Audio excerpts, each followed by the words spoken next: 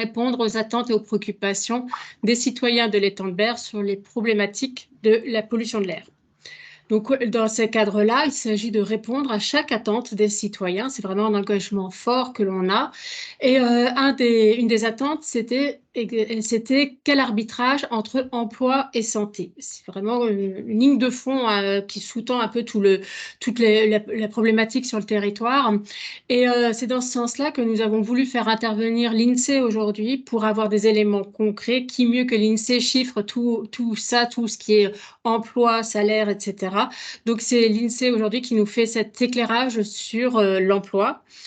Alors, pour mémoire, le café réponse, c'est une fois par mois. Le dernier mardi du mois, c'est un rendez-vous d'1 heure pour faire le point donc, sur un sujet précis. Donc, aujourd'hui, l'emploi avec l'INSEE, ça sera Monsieur Monsef Anton qui va nous faire un premier point sur ces données et qui est chargé de mission à l'INSEE. Et ensuite, nous aurons une séquence de questions-réponses. Et ensuite, Monsieur Julien Mellet viendra présenter l'outil de l'INSEE pour permettre à tout à chacun de faire ses propres statistiques et extraire ses propres données. Et j'ai oublié juste un petit point aussi, c'est que dans la présentation d'Anton, à la fin, il y aura un point sur les gaz à effet de serre, ce qui, comme vous le savez, est d'actualité. Donc, autre point aussi, c'est qu'on enregistre le café réponse. Donc, si vous ne souhaitez pas apparaître à l'écran, je vous invite à cacher votre caméra et à fermer votre caméra. Et donc, on va faire 20 minutes de présentation d'Anton, 20 minutes de questions, 10 minutes présentation de Julien et 10 minutes de questions.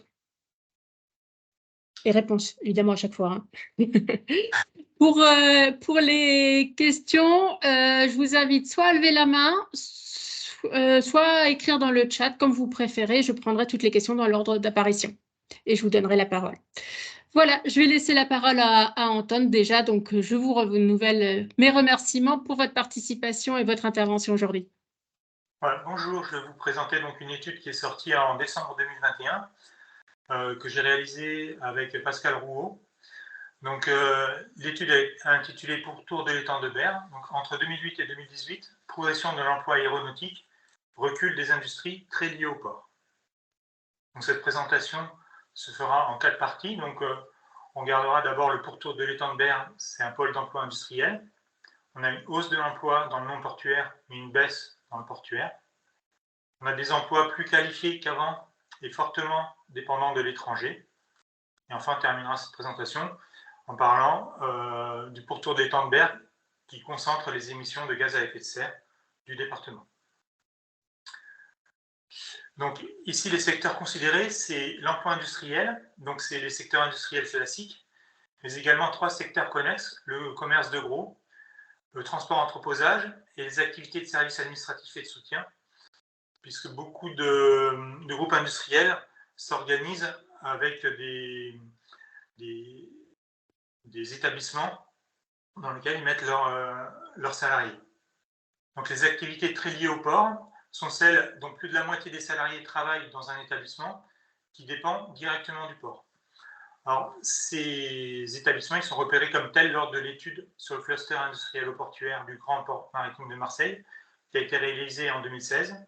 Une nouvelle étude sur ce Grand Port Maritime de Marseille est sortie récemment. Donc, pour comparer l'étang de Berre, nous avons pris 3 territoires de comparaison qui sont également des complexes industriels portuaires. Donc l'un situé à Saint-Nazaire, qui comprend Saint-Nazaire, Montoire et Donges, Le Havre, qui va de Sainte-Adresse jusqu'à Sambouville, et Dunkerque, qui va de Lefrancouc jusqu'à Gravelines. Donc, on a 4 emplois sur 10 dans l'industrie et les secteurs connexes dans l'étang de Berre. Donc ici, vous avez une carte qui représente à gauche l'étang de Berre. Avec les couleurs, c'est la part des emplois dans l'industrie et les secteurs connexes. Et les ronds représentent le nombre d'emplois dans l'industrie et les secteurs connexes. Donc, par exemple, à Fos-sur-Mer, la part des emplois dans l'industrie et les secteurs connexes est au-dessus de 50%, et le nombre d'emplois est autour de 5000. Donc pareil, ici sur la zone de Dunkerque, la zone du Havre et la zone de Saint-Nazaire. Donc on voit que sur plusieurs communes, nous avons plus de 6 emplois sur 10 qui sont des emplois industriels, que ce soit à Marignane ou à Fos-sur-Mer chez nous, mais également à Gravelines, Lone-Plage et les Frencook autour de Dunkerque, à Sandouville où on a près de 9 emplois sur 10 qui sont dans le secteur industriel, et à Montoire de Bretagne, près des 3/4. Donc ici, vous avez 3 emplois industriels sur 10 sont liés au port. Donc ici, vous avez un graphique représentant chacun des secteurs, donc l'industrie, transport, entreposage et activités de services administratifs et de soutien, qui sont soit très liés au port, soit qui le sont moins. Donc en bleu, donc sur les temps de berre, nous avons à peu près 18% de l'emploi qui est dans l'industrie très liée au port, et nous avons ici un peu plus de 33% qui sont dans l'industrie, mais là dans d'autres activités industrielles et secteurs connexes. Donc, pareil pour le transport entreposage et également pour l'activité de service et de soutien. Donc on voit ici que Dunkerque a une activité très liée au port qui est beaucoup plus importante en termes d'emploi que chez nous dans le pourtour de l'étang de Berre. Et à contrario, la zone du Havre est plus centrée sur le transport entreposage que chez nous. Donc ici, nous avons la répartition de l'activité industrielle selon le caractère portuaire, mais ici en volume d'emploi. Donc le pourtour de l'étang de Berre en volume d'emploi est nettement plus important que dans les 3 autres territoires de comparaison. Donc notre pourtour de l'étang de Berre a de grands établissements industriels, en particulier dans la sidérurgie, l'industrie chimique et la construction aéronautique. Et dans les activités très liées au port, la sidérurgie, la chimie et l'entreposage, qui rassemblent le plus grand nombre d'emplois. Donc on a évidemment ArcelorMittal, Airbus Hélicoptère, la Basel, et ici également Dassault Aviation, mais nous avons également d'autres grands établissements. Donc on a une hausse de l'emploi dans le non portuaire, mais une baisse dans le portuaire.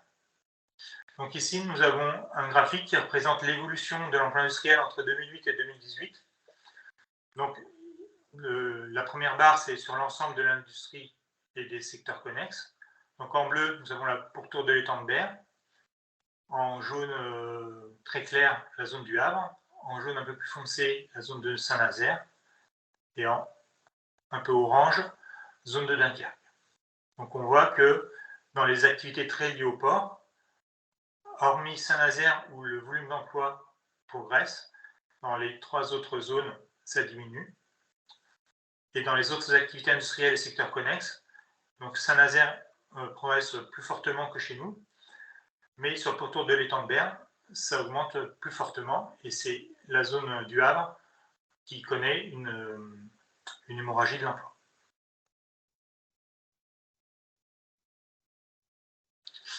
Alors, il y a peu de relais de croissance en dehors de l'industrie et des secteurs connexes, puisque l'évolution de l'emploi salarié sur le pourtour de l'étang de Berre entre 2008 et 2018, c'est surtout l'action sociale, l'administration publique et les activités juridiques. Mais nous avons une baisse dans les activités pour la santé humaine et la construction. Donc, nous n'avons pas vraiment de vrais relais de croissance, l'hébergement-restauration étant relativement stable. Donc nous avons des emplois plus qualifiés qu'avant, mais fortement dépendants de l'étranger.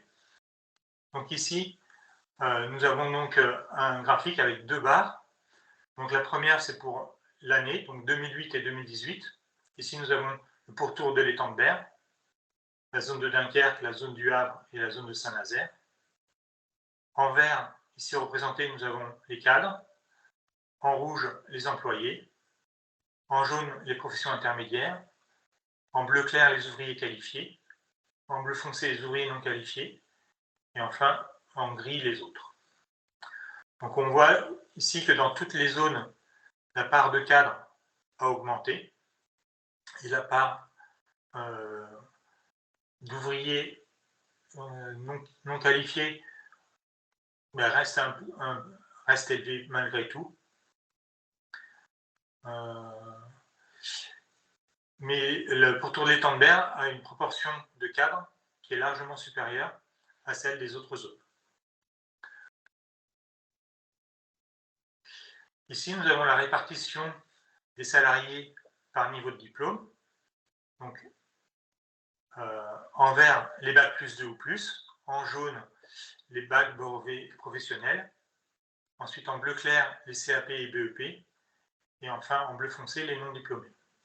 Donc, on voit ici qu'on a une baisse dans toutes les zones des non diplômés et une augmentation dans toutes les zones des bacs plus 2 ou plus. Donc, en 2008, on était la zone où on avait le plus de bac plus 2 ou plus, à peu près à 30%. Et le pourtour de l'étang de Berre reste encore devant les autres zones, puisque en 2018, on en a près de 40%. Donc loin devant les autres zones, même devant Saint-Nazaire. Donc on a un salaire net médian élevé. Donc le salaire net médian, c'est le salaire qui sépare en deux moitiés, en deux moitiés égales les salariés. Donc il y en a la moitié qui gagne moins et la moitié qui gagne plus. Donc le salaire annuel net médian est de 28 570 € en 2018, donc il est élevé, puisque dans la région, il n'est que de 22 560. Il est particulièrement élevé dans l'industrie et les secteurs connexes, et particulièrement dans les activités très liées au port. Parce que dans les activités très liées au port, il est au-delà des 30 000 €, alors que dans les autres activités, on est plutôt légèrement au-dessus de 27 000. Et donc cette différence est valable également dans tous les autres territoires de comparaison. On a une richesse dégagée importante par les établissements de l'industrie des secteurs connexes sur le pourtour de l'étang de Berre, puisque ça s'élève à 5,2 milliards € en 2018, soit 60% de la richesse produite par les établissements du secteur marchand. Et ça représente quand même 1% de la richesse dégagée nationale dans ces secteurs. Et dans l'industrie et les secteurs connexes, les activités très liées au port représentent près de la moitié de la richesse dégagée. Donc c'est une part un peu moindre que dans les autres zones de Dunkerque et du Havre, mais plus importante que celle de Saint-Nazaire. La moitié des emplois dépendent d'une grande entreprise. Donc en 2018, on a un peu plus de la moitié des effectifs salariés qui appartiennent à des grandes entreprises. Donc c'est la part la plus élevée des territoires de comparaison. Le Havre est la plus faible, avec 39%, et Dunkerque nous suit, et juste un peu derrière nous, avec 50%. Dans les activités très liées au port, les plus grands groupes perdent des effectifs entre 2008 et 2010. Ah non, c'est des trucs des tournevis. Que ce soit la chimie, le raffinage ou la sidérurgie. Par contre, on en gagne dans les activités non portuaires, en particulier dans les groupes aéronautiques. On a des activités portuaires très dépendantes de l'étranger. Donc, on a 22% des salariés qui dépendent d'un centre de décision situé à l'étranger. Donc, ça représente 11 000 salariés. C'est 2 fois moins qu'à Dunkerque, qui est à 43%, mais un peu plus qu'au Havre et à Saint-Nazaire. Et les activités très liées au port sont les plus concernées, en particulier la chimie, la sidérurgie et le raffinage, puisque là, on a la moitié des salariés qui sont concernés. Par contre, dans les activités moins liées au port, elles sont nettement moins dépendantes de l'étranger. On n'en a que 10% qui sont liés à l'étranger sur le pourtour de l'étang de Berre. Donc le pourtour de l'étang de Berre concentre les émissions de gaz à effet de serre.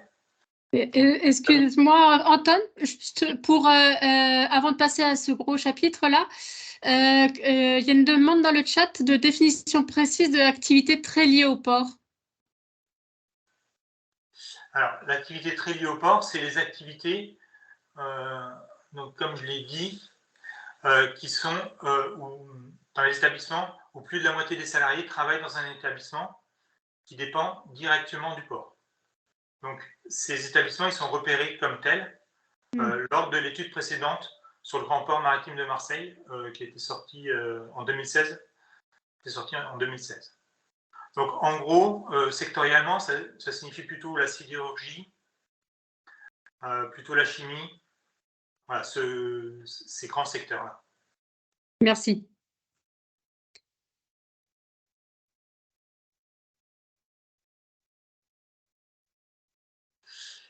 Donc, les Bouches-du-Rhône, c'est le premier département en volume d'émissions de gaz à effet de serre. Donc ici, vous avez une carte de la France métropolitaine avec le pouvoir de réchauffement global en tonnes équivalent CO2 par habitant.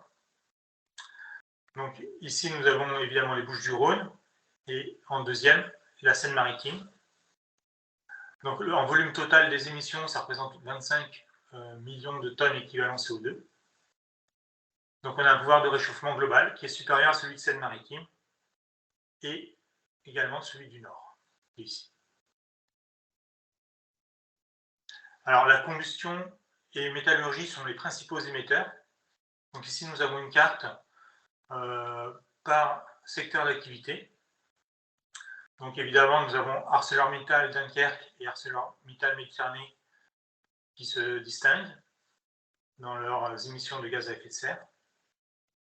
Nous avons également d'autres types d'émetteurs, comme Decassis dans le nord. On a également ici EDF. Et dans notre zone, on a la Naftachimie, Petroineos, pardon. Et donc, le pourtour de l'étang de Berre et la zone de Dunkerque émettent le plus du fait de la présence de la métallurgie. Alors, l'étang de Berre concentre 65% du pouvoir de réchauffement global des Bouches-du-Rhône, alors que ça rassemble 16% des emplois des Bouches-du-Rhône et 34% de ses emplois industriels. Donc, cette forte proportion du potentiel de réchauffement global vient du fait d'activités fortement émettrices, telles que la sidérurgie, la pétrochimie, particulièrement présente à Fos-sur-Mer et Martigues-la-Véra. Alors, hors gaz à effet de serre, les émissions industrielles polluantes sont également élevées. Donc, le pourtour de l'étang de Berre génère la quasi-totalité des émissions de monoxyde de carbone de l'industrie des Bouches-du-Rhône. Plus de 70% des émissions industrielles de NOx et de dioxyde de soufre. Il génère également 40% des émissions industrielles des composés organiques volatiles non méthaniques, tels que le benzène. Mais entre 2007 et 2018, les émissions polluantes ont fortement diminué. On a eu une baisse d'un quart du pouvoir de réchauffement global émis sur le pourtour de l'étang de Berre, soit 2 fois plus que sur le reste du département. Les émissions industrielles de NOx ont baissé d'un tiers et les émissions industrielles de dioxyde de soufre ont diminué de 70%. Alors cette baisse importante de 70% vient de nouvelles normes plus contraignantes, du recul de certaines activités, mais également de l'amélioration des processus industriels réalisés par les grands établissements émetteurs. Et celles des composés organiques volatiles non méthaniques ont diminué de 60%. Donc on a une baisse vraiment de tous les gaz polluants. Voilà, donc si vous voulez en savoir plus, vous avez donc une nouvelle étude sur le cluster industriel portuaire de Marseille-Fos qui est sortie en mai 2023. Donc, vous pouvez retrouver l'étude avec plus de détails sur notre site internet.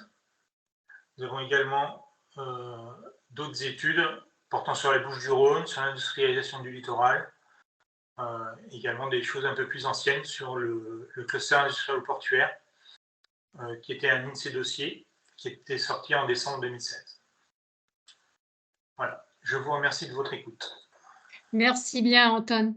Il y avait une question déjà dans le chat, donc c'est maintenant la séquence de questions-réponses, hein, donc n'hésitez pas si vous avez des questions à lever la main ou à l'écrire dans le chat. Donc il y a Jean-Marc qui avait écrit une question qui est: pour les gaz à effet de serre, ces chiffres ont-ils été confrontés aux mesures réalisées par Atmosud? Ces chiffres viennent d'Atmosud. Ok. Donc, a priori, du coup, quand on les confronte, c'est les mêmes. Ben oui, parce que c'est pas les mêmes. Ok. Est-ce qu'il y a d'autres questions pour Anton? Pour être plus précis, on a utilisé les données qui sont données par Atmosud à la commune. pour pouvoir Qui sont donnés par Atmos Sud à la commune. D'accord. Puisqu'il nous fallait faire pour tout l'étang de Berre, donc les communes qu'on avait prises dans notre pour les comparer aussi au reste du département. D'accord. OK. Donc à l'échelle de la commune. Parfait. Est-ce qu'il y a d'autres questions donc, sur ce sujet? François-Xavier qui pose la question de est-ce que Atmos Sud mesure le CO2 émis? Je ne sais pas si vous êtes en capacité de répondre à ça. Nous, les variables qui sont données, c'est en équivalent CO2. OK. Donc ça peut être du méthane, du sèche-latte, on a du méthane, mais c'est traduit en équivalent CO2. Très bien. Marc, une question? Oui, à voix haute si je peux. Alors j'ai trouvé l'analyse de l'emploi fort intéressante avec les comparaisons donc à la fois sectorielles et à la fois par zone géographique. Donc ça donne des repères. Et ce qui pourrait être intéressant, mais bon, ça c'est une question de prospective, ce serait d'avoir la projection du même type, d'une analyse du même type, en projetant d'ici 2030 avec les projets annoncés ou connus à ce jour sur le territoire. Ça pourrait être intéressant justement pour avoir des informations du genre l'emploi qualifié Bac+2 ou Bac+5 continue de progresser, où on a des spécialités de formation spécifiques nouvelles. Enfin, voilà. Et ça peut être très, très intéressant d'avoir ce genre d'analyse prospective pour justement, j'allais dire, donner envie aux jeunes et montrer que il y a un territoire qui est à la fois dynamique et qui propose des évolutions intéressantes. Et vous l'avez dit, donc, il y a des niveaux de salaire qui peuvent être supérieurs, voire nettement supérieurs à d'autres secteurs d'activité. Oui, alors nous, les projections, on fait des projections de population, mais c'est déjà difficile. Alors des projections de population active dans des secteurs aussi fins, je ne pense pas qu'on va se lancer là-dedans. Mais par contre, vous pourrez faire la deuxième décennie, quoi, 2018-2028. Quand on aura les données de 2028, c'est-à-dire en 2030. Oui, j'entends bien. J'entends bien. Est-ce qu'il y a d'autres questions? Donc, je rappelle les éléments clés que disait Anton. Donc, un pôle d'emploi, l'étang de Berre, un pôle d'emploi industriel. Donc, une hausse de l'emploi dans le non portuaire et une baisse dans le portuaire, donc dans la décennie 2008-2018. Des emplois plus qualifiés qu'avant, fortement dépendants de l'étranger. Et une concentration des gaz à effet de serre. Yolande ou Jacques, oui. Je ne sais pas. Yolande, en fait, pourquoi est-ce que vous avez créé une catégorie d'activités très fortement liées à l'étranger? Est-ce que ça veut dire… En fait, on a des entreprises qui sont des grands groupes mondiaux. Petro-Ineos, LyondellBasell, qui ont leurs sièges sociaux à l'étranger, aux Pays-Bas, au Luxembourg ou ailleurs, en Angleterre ou à l'île de Man. Et donc du coup, on s'est dit que eux, ils ont une vision mondiale. Et donc savoir si l'industrie, elle reste ou s'il la déplace dans d'autres pays plus intéressants parce qu'il y a plus de débouchés économiques. Du coup, pour nous, c'était une manière aussi de voir une fragilité vis-à-vis de décisions qui ne nous appartiennent pas, qui ne sont pas internes à la France. Donc, si je poursuis, Antoine, ça veut dire que plus c'est dépendant de l'étranger, plus c'est quelque part un peu fragile, on peut dire ça? On peut dire qu'en fait, leur implantation, ils font des choix d'implantation ou de développement d'activités sur une zone plutôt qu'une autre, au niveau mondial. Et donc, forcément, ils font des arbitrages. Et ces arbitrages, on ne les maîtrise pas d'un point de vue local. Ouais. Ok. Jean-Marc, je crois.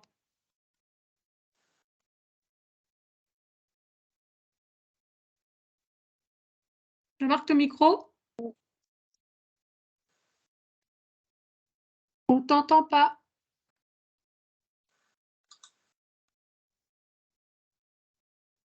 Ah, ça a failli marcher là, je crois.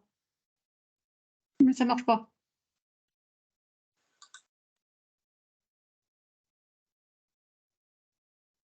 Je crois que tu vas devoir poser la question dans le chat parce qu'on t'entend pas. Désolée. Est-ce qu'il y a d'autres questions?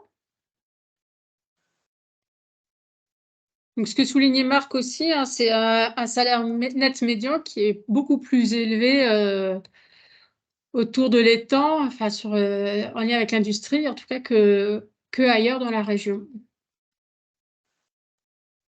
Alors.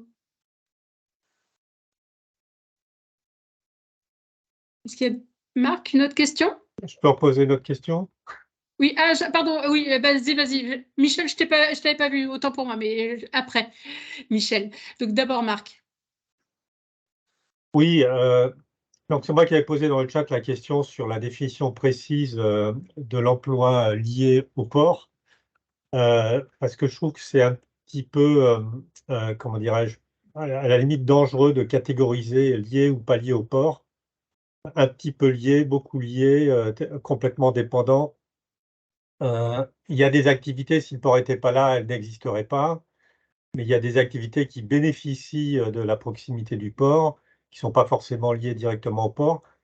Je pense que globalement, si l'industrie, et l'industrie lourde en particulier, s'est installée et s'est développée dans la région, donc l'importance des gaz à effet de serre ne fait que dénoter qu'il y a beaucoup d'industries, en fait. C'est parce qu'il y a la proximité du port et qu'il y a la possibilité d'amener des matières premières, d'exporter des produits finis. Et ça attire aussi d'autres activités qui ne sont pas intrinsèquement dépendantes de l'activité portuaire, mais qui sont dépendantes des activités qui, elles, dépendent de l'activité portuaire. Donc, c'est en second rideau, si je puis dire. Oui, Voilà. non, mais Donc, c'est sûr, par exemple, on s'est dit, est-ce que Airbus Hélicoptère, il s'est installé là parce qu'il y a le port? Ou est-ce qu'ils auraient pu s'installer un peu plus loin dans le Vaucluse, par exemple? Voilà. Donc après, voilà, savoir si c'est très lié au port. En fait, le très lié au port, c'est en fait on l'a mesuré en faisant en sorte que le nombre de salariés qui est employé dans l'établissement, il dépendait bien, selon le GPMM, de l'activité portuaire. C'est comme ça qu'on l'a défini. Donc après, on ne met pas de degré, c'est-à-dire soit on est au-dessus de 50%, soit on est nettement en dessous. Donc voilà. Après, ma réflexion elle va un petit peu plus loin parce qu'en fait, je pense que ça sous-entend, comme ça vient du GPMM eux-mêmes, ils souhaitent peut-être qu'il y ait plus, ou qu'il y ait dans le futur des activités qui s'installent, qui fassent tourner le port, c'est-à-dire qui augmentent le trafic du port, parce que c'est, voilà, pour eux, c'est le nerf de la guerre. Euh, euh, Sachant que, bon, il y a, comme je disais, c'est un écosystème. Et, c'est l'écosystème qui fait l'intérêt et la compétitivité de l'ensemble des entreprises qui sont là. Donc, même si les décisions sont prises à Houston ou à l'île de Malte, j'ai entendu dire, si le fait d'être dans cette région et d'avoir un écosystème très performant avec des compétences, des synergies entre les différentes activités, on n'ira pas implanter ces activités à l'autre bout du monde parce que les salaires sont plus faibles. ah oui, C'est l'ensemble de l'écosystème qui fait l'intérêt d'implantation. ah oui, Voilà, donc je pense que tout ça pour revenir à la catégorisation, dépendant ou pas du port, j'entendais dire aussi par certains directeurs du port, mais il y a 20 ans, la désindustrialisation de la France, c'est bien parce que ça augmente le trafic du port. Mais il y a des effets pervers à ça. Donc voilà, c'était ça le fond de ma réflexion. Merci. On va passer la parole à Michel. Oui, bonjour. Moi, ma question, elle concernait plutôt la comparaison dans les régions des émissions, parce qu'on voit qu'il y a effectivement dans notre secteur une plus grosse quantité d'émissions, sachant que les bilans sont émis par chacun des émetteurs chaque année. Est-ce qu'il serait possible d'avoir un bilan en 2023, c'est-à-dire 5 ans après ce résultat, pour ne serait-ce qu'intégrer soit les évolutions de chacun des secteurs, soit les augmentations d'activité? Parce que les bilans, ils sont émis chaque année. Ça doit être plus facile de comparer de bilans à partir de tonnage plutôt que de concentration. Donc, pourquoi attendre 10 ans pour faire le bilan suivant, sachant qu'il y a eu beaucoup de changements depuis 5 ans, là, dans les deux sens d'ailleurs? Ouais, enfin, là, nous, on faisait une étude sur les temps de berre et sur l'évolution de l'emploi. Nous, on était plutôt axé là-dessus. Oui. Et après, en fait, comme on avait les données via Atmosud des émissions de gaz à effet de serre à la commune, du coup, on a pu faire une partie environnementale du pourtour des temps de berre. Mais après, évidemment, ces données-là, elles sont mises à jour par Atmosud. Et la carte que je vous ai présentée par département, c'est une carte qui est issue je crois, de l'Union européenne. Et qui est de 2021, celle-là. Hein. Parce que tous les grands émetteurs ont une obligation de donner leur taux d'émission. Et puis avec le marché du carbone, il me semble que c'est... Enfin, disons qu'ils ont des obligations et du coup, ils ont les données pour faire ces cartes. Mais ces cartes, elles sont évidemment mises à jour sur les sites appropriés tous les ans. Oui, effectivement, ouais. Sur Atmosud, comme le dit Jean-Marc, là, ces mesures sont disponibles sur Atmosud, effectivement. Et, mais ça vaudrait le coup d'avoir l'évolution. Enfin, il y a, Sébastien Mathieu d'Atmosud avait fait un café réponse sur l'évolution des concentrations dans l'air. Alors, pas l'aspect émission, je crois pas. Mais en tout cas, c'est disponible sur le dispositif réponse, les cafés réponse sur la chaîne des SPI. On peut avoir ce café réponse de Sébastien lié aux émissions ou au moins aux concentrations des polluants dans l'air et leur évolution sur les dernières années. J'ai zappé la remarque finalement de Jean-Marc qui revenait sur l'intérêt du propos de Marc sur la prospective. Donc les projets industriels en développement sont français. Effectivement. Donc, le centre de décision sera en France, ce qui tendrait à rendre plus robuste l'implantation de ces industries. Donc là, c'est pour la prochaine décennie, enfin la décennie 2018-2028, effectivement.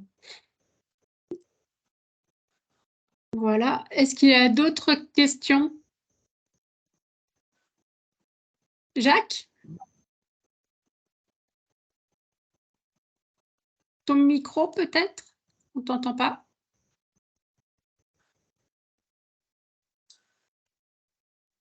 Jacques, ton micro?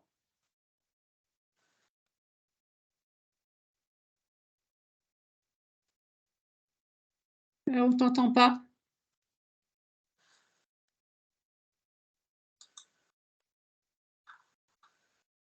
Ah, il marche 2 secondes. Voilà, là, il est bon. Normalement, on devrait t'entendre, là, Jacques.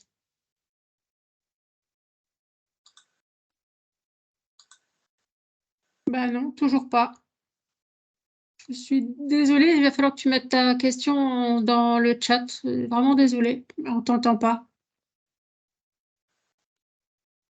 Donc, Shirley vous a mis dans le chat, d'ailleurs, les différents liens vers les études de l'INSEE, bien sûr, mais et aussi la présentation d'aujourd'hui que vous retrouverez sur dispositif réponse, dialogue café réponse, et aussi le panorama de territoire qui reprend grosso modo ces résultats. Michel, tu as toujours la main levée, c'était volontaire ou tu as une autre question? Non, je n'ai pas de question. D'accord. Très bien. Bah, donc, je propose qu'on passe la parole à Julien, qui va donc présenter l'outil de façon à ce que chacun puisse faire ses propres statistiques. Donc, Julien est attaché de presse à l'INSEE et il a envoyé un lien dans le chat. Bonjour à tous. Alors là, on ne va pas forcément parler de l'emploi. Je vais vous présenter notre outil de cartographie qui permet d'avoir des statistiques sur un territoire donné. Donc, je vais partager mon écran et je vais naviguer un peu sur cet outil, vous présenter ce qu'il est possible de faire. Et si vous avez des questions dessus, n'hésitez pas. C'est bon, on voit l'écran. Alors, c'est bon. Bon, bah, tout ça. Voilà. Donc, quand vous vous connectez sur le site que j'ai mis donc, dans le fil de discussion, donc c'est statistiquelocales.insee.fr. Et si vous vous en rappelez plus, vous tapez juste statistiques locales INSEE dans Google et vous allez retomber directement sur ce site. Donc, il vous présente quatre entrées, une entrée indicateur, une entrée rapport, une entrée données externes et une entrée zonage. Nous, on va bien parler des deux premiers et voire du troisième. Donc, je vais commencer par le premier qui s'appelle indicateur.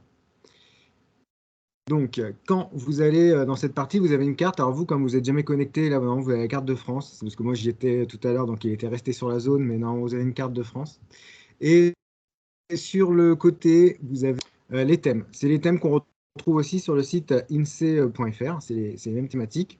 Et vous avez des variables pour chaque thème. Donc là, on ne va pas forcément parler d'emploi. On peut parler vous pouvez aller sur tous les thèmes qui concernent l'INSEE. Ça peut être sur la population, sur le logement, sur les conditions de vie, sur les revenus, sur la pauvreté, sur les entreprises. Donc, je vais vous juste une petite démonstration. Donc, imaginons qu'on veut des informations, si on reste sur l'emploi, par exemple. Donc, ici, vous avez donc les variables. Si je veux juste le nombre d'emplois au lieu de travail, voilà, à la commune. Donc là, en dessous, vous voyez, j'ai choisi commune. Il va me faire la carte directement sur les emplois à la commune. Vous, si vous voulez une commune en particulier, vous pouvez pointer sur la commune qui vous intéresse et vous allez avoir donc le nombre d'emplois qui va figurer. Mais ce qui est intéressant aussi avec cet outil, c'est qu'on peut avoir des données qui vont être regroupées pour plusieurs communes et vous pouvez pouvoir fabriquer votre propre territoire et puis conserver ce territoire pour ensuite avoir beaucoup de chiffres. Ce qui peut être un peu compliqué si vous êtes sur insee.fr, puisqu'on va vous donner beaucoup de tableaux qui vont être commune par commune et ce sera à vous de faire les calculs ensuite pour agréger cet ensemble de communes. Donc imaginons, là on reprend les 12 communes qui ont été utilisées pour l'étude. Donc je vais zoomer et je vais donc les sélectionner. Donc là, il y en a 12, on peut les sélectionner manuellement si on veut, en maintenant la touche majuscule du clavier et avec votre souris, vous allez pouvoir donc sélectionner les différentes communes du pourtour de l'étang de Berre. Après, vous faites sur le territoire que vous voulez, si vous voulez rajouter une commune, si vous voulez être... donc là, je fais une mauvaise manipulation, ce qui fait que j'ai tout désélectionné. Mais il y a d'autres moyens pour faire des sélections qui peut être plus facile. Je vous montrerai après. Mais bon, comme j'ai pas beaucoup de temps, on va essayer d'aller au plus vite. Hop, donc là, j'en ai oublié une. Voilà, donc là, j'ai mes 12 communes du pourtour de l'étang de Berre. Et là, sur la droite, vous avez à un moment, c'est marqué agir sur cette sélection. Ça va vous permettre de lui donner un petit nom à cette sélection et de la retrouver plus tard. Sinon, elle va s'appeler 12 communes, ce qui n'est pas très parlant. Donc là, si je l'appelle étang de Berre, hop. Quand je vais aller plus tard dans la partie rapport, il va me faire des rapports indirectement pour les 12 communes. Ce qui fait que c'est plus intéressant que si vous avez 12 rapports les uns après les autres. Ben là, vous aurez des données agrégées directement pour ces 12 communes. Donc, on peut avoir, donc ici, je vous ai dit donc un nombre d'emplois. Donc là, vous voyez à droite, dans sélection, il m'a agrégé. Donc là, il me dit qu'il y a 128 000 emplois de travail sur le territoire. Donc, je peux avoir des données, je vous ai dit, de démographie. Donc, on peut avoir des informations, par exemple, sur la densité de population. Voilà, par exemple, si je prends densité de population, des informations sur la densité de population, donc c'est à la commune. Ici, vous pouvez avoir commune par commune et vous avez la valeur. Et ici, vous avez toujours hop, le calcul qui a été fait pour le pourtour. Si vous voulez extraire les informations, parce que là, c'est sur une carte, mais si vous voulez les chiffres de la densité, par exemple, ou les chiffres de tout à l'heure du nombre d'emplois. Donc là, on est dans carte en haut, et vous avez la partie tableau qui se situe à côté. Et en fait, le tableau, ça vous permet donc d'avoir la base de données, et il vous met directement dans les premières lignes les communes qui ont été sélectionnées. Donc là, c'est les 12 communes que j'ai sélectionnées tout à l'heure et que j'ai appelées étang de Berre. Et donc là, il vous remet l'information pour les 12 communes.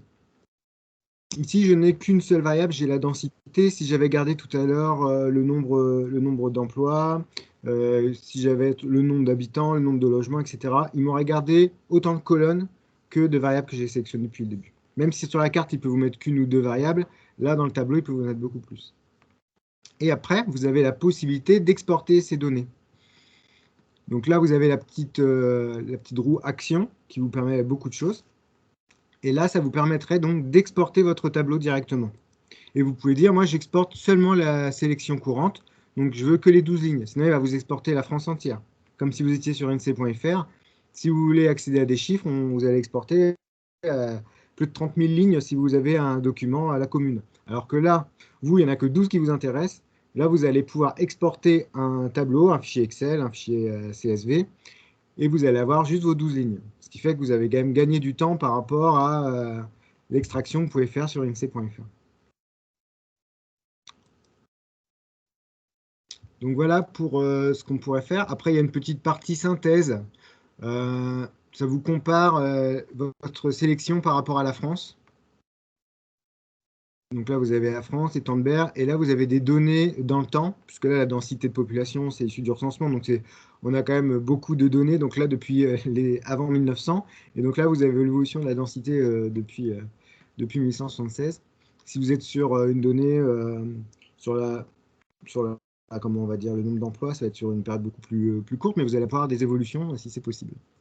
Donc voilà tout ce que vous avez. Je ne vais pas vous montrer tous les thèmes qui sont possibles. Je vais vous montrer autre chose. C'est ce qu'on appelle, donc ce qu'on a pu voir tout à l'heure quand on était sur la page d'accueil, c'était le deuxième rapport. Là, au lieu de faire variable par variable, là, on va vous donner en fait des portraits de territoire, mais sur le territoire que vous avez sélectionné dans la partie d'avant. C'est-à-dire là, si vous voyez dans mon, je ne sais pas si vous voyez bien mon écran, hein, mais si vous le voyez bien, ici, dans tous mes tableaux, la première colonne, c'est l'étang de Berre. Donc, c'est ma sélection de 12 communes. Donc là, je vais avoir la population, la densité, etc., ce que je viens de voir. Mais vous allez avoir aussi le nombre de logements, la part des résidences principales. Vous avez des informations sur les naissances, sur les décès, sur l'emploi. Autre chose d'intéressant, c'est si on a plusieurs millésimes de disponibles, vous avez la possibilité d'accéder très facilement aux chiffres des anciens millésimes. Par exemple, si vous voulez avoir le nombre de logements ici, on va dire que sur l'étang de Berre, là, il y a 129 000 logements en 2020.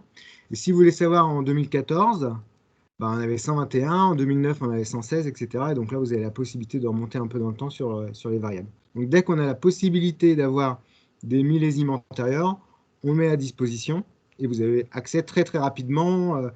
Ça vous évite de télécharger des bases, etc. Là, tout est disponible sur le même outil.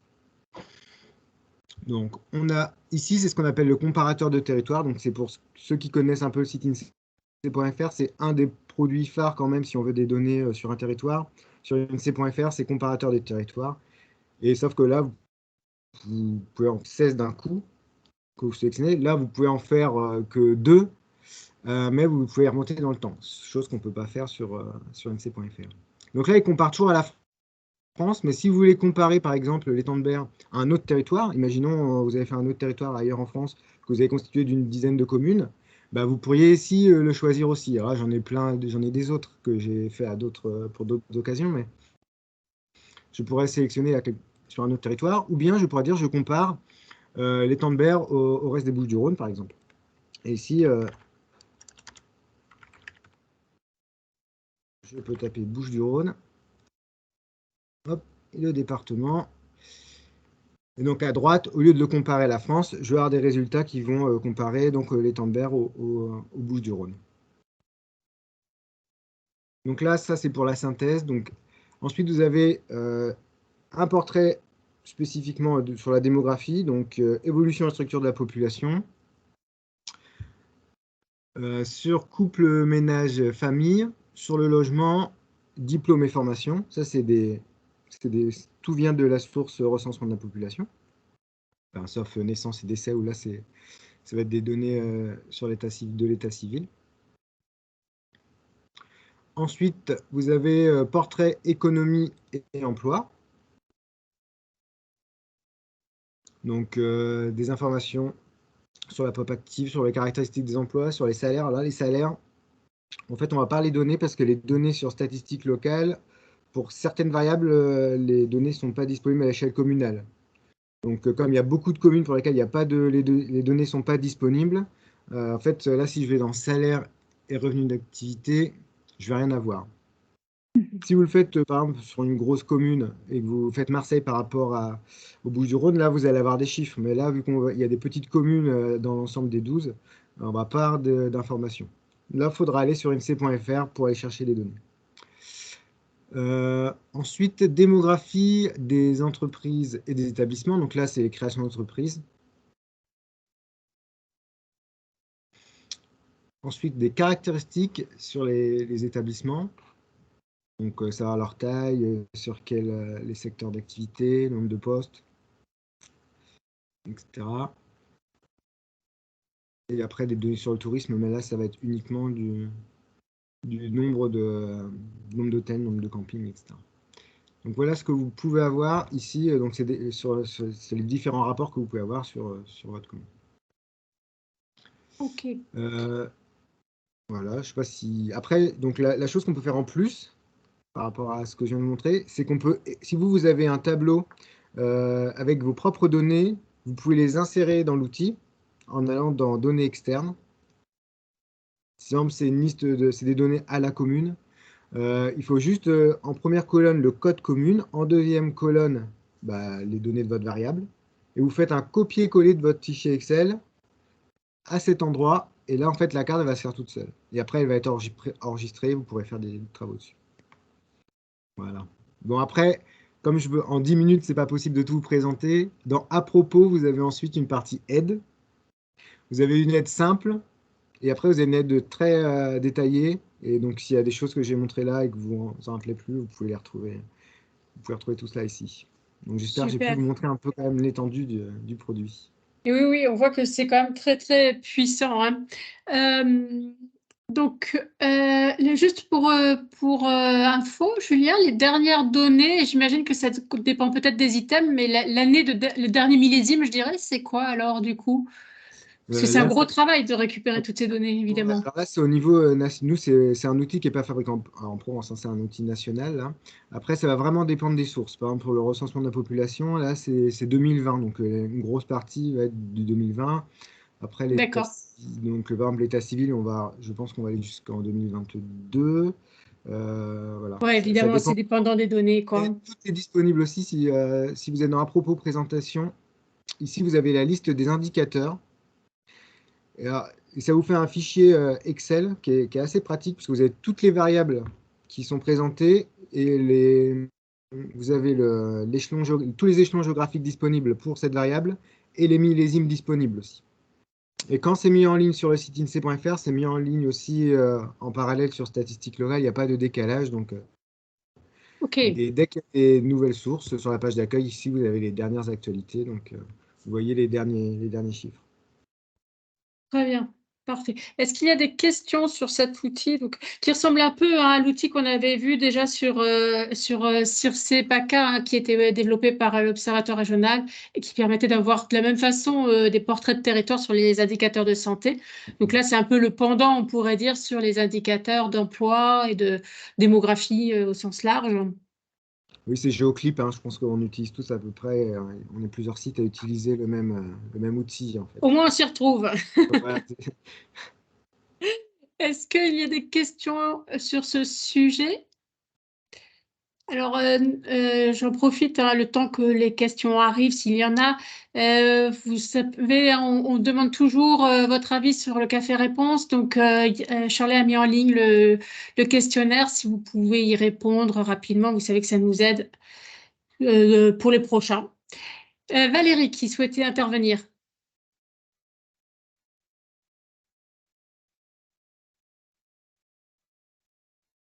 Ah, Valérie, mais je t'entends pas. Ton micro est ouvert, mais alors on t'entend pas.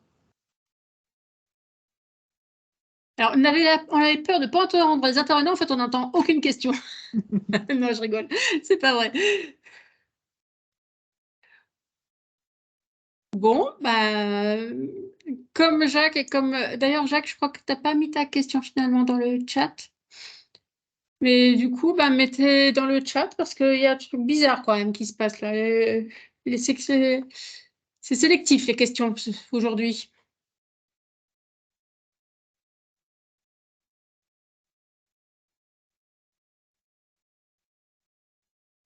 Est-ce qu'il y a d'autres questions?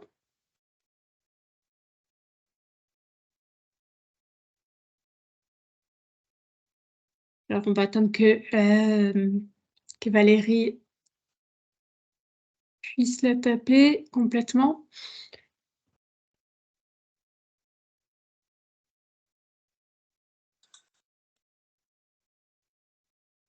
Est-ce que sur la carte, on peut faire des requêtes pour voir les évolutions sur une période donnée? Alors, il n'y aura pas d'évolution particulière, sauf pour certains indicateurs. Si on fait évolution structure de la population, là, on va voir des indicateurs directement d'évolution sur le nombre d'habitants.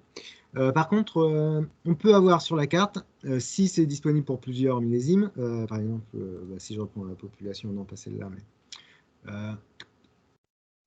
je reprends la population parce que c'est un exemple facile. Je vais enlever ma densité qui me pollue un peu les... Voilà. Ici, à droite, vous avez, à droite de l'intitulé, vous avez l'année, le millésime, et quand vous avez le petit triangle, c'est qu'en fait, vous pouvez faire la carte pour les autres millésimes. Alors, vous n'allez pas pouvoir directement visualiser l'évolution, mais vous allez pouvoir quand même avoir la carte pour les millésimes précédents. Il y a aussi la possibilité de faire une animation, c'est-à-dire qu'il va partir de l'année la plus ancienne jusqu'à 2020, et vous allez avoir la carte qui va en fait s'adapter au fur et à mesure des millésimes. Ah oui. Voilà. Donc il y a une animation qui est faite, je ne sais pas si c'est un peu gadget peut-être, je ne le présente pas souvent. J'aime bien les gadgets. Il y a cette animation qui est possible. Bon là, ça va être long en plus parce qu'il y a beaucoup de millésimes, mais en tout cas c'est possible, ou en tout cas d'avoir la carte pour les anciennes années, ça c'est possible. Si on veut par exemple sur la part de l'emploi dans l'industrie que vous voulez le 2020, remonter en 2014, puis remonter en 2009, bah ça, vous pouvez l'avoir et comme ça, vous pouvez imprimer vos 3 cartes. Parce que vous avez la possibilité d'imprimer les cartes. Hein, je ne l'ai pas dit tout à l'heure, mais dans Action, il y a toujours possibilité ici d'exporter les cartes. Enfin, voilà. Si l'outil vous intéresse, il y a quand même un peu de recherche à faire, mais il y a pas mal de choses qu'on peut faire directement sur la carte, modifier des couleurs, rajouter des étiquettes, des choses comme ça. Bon, après, vous pouvez toujours nous écrire hein, si vous avez des questions et je pourrais vous répondre après cette journée, hein, il n'y a pas de souci. C'est gentil, merci bien. Une autre question de Valérie qui était, est-ce que sur le tableau, on peut mettre plusieurs zones de comparaison? Non, on va pouvoir mettre qu'un seul territoire qui va être au-dessus. Après, non, il n'y a pas possibilité de mettre plusieurs territoires de comparaison. Et alors, une précision sur l'emploi, est-ce qu'on parle emploi en totalité ou emploi pourvu? C'est vrai que la question se pose en ce moment. Alors là, je ne sais pas. Ça va dépendre aussi de la source de ce qu'on va entendre comme... Là, normalement, si c'est du RP, c'est de l'emploi au sens du RP. C'est quoi RP?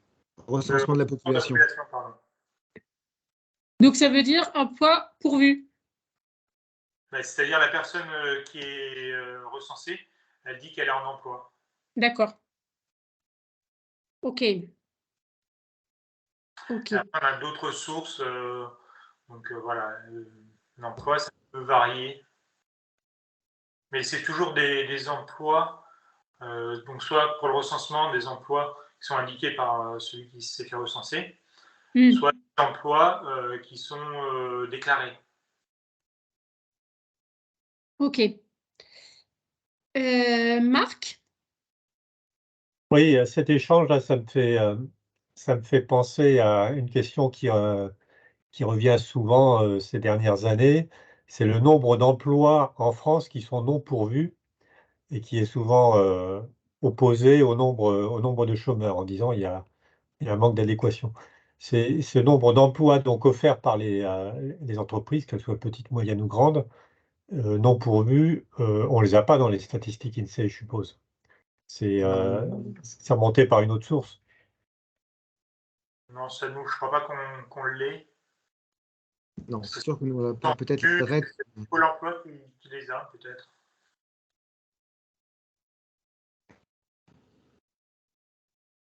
Et merci. Merci bien. Il y avait une autre question de Valérie. C'est depuis quand l'outil existe-t-il? Alors, il doit dater de 2020, je pense. Le site a été revu en 2016-2017 et le site INSEE.fr et Statistiques locales est arrivé un peu après. Donc, ça doit être 2018, 2019, je sais plus. Enfin voilà, ça fait quand même quelques années. Ça va faire 4-5 ans, mais en fait, il est mis à jour régulièrement. Et entre ce qu'on pouvait faire au tout début et aujourd'hui, il y a quand même des nouveautés. Là, maintenant, il y a des données carroyées aussi qui sont disponibles pour certaines variables. Des données sur la pauvreté, etc., qui n'étaient pas disponibles avant. Donc, voilà, c'est un outil qui évolue en parallèle. OK. Est-ce qu'il y a encore des questions? Est-ce que j'en ai oublié? Non? Ben, il me reste à remercier chaleureusement Anton et Julien pour cette présentation et pour avoir fait pour ce travail aussi hein, qui est très instructif et qui apporte beaucoup d'éléments.